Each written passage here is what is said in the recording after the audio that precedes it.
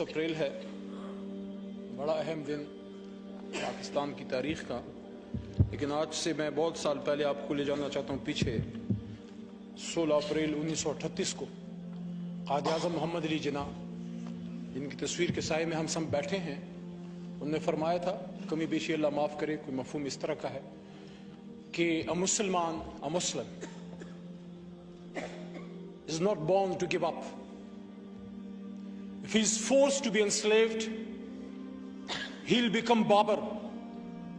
He'll emerge as Sultan Tipu. He'll happily embrace martyrdom, but he'll not accept slavery. اور مجھے اس بات پہ فخر ہے، خوشی ہے کہ میں جس آدمی کے ساتھ کھڑا ہوں، جس کا نام عمران خان ہے، اس نے حکومت قربان کی ہے لیکن اس نے غلامی قبول نہیں کی۔ یہاں آج آپ کے چہروں پہ خوشی ہے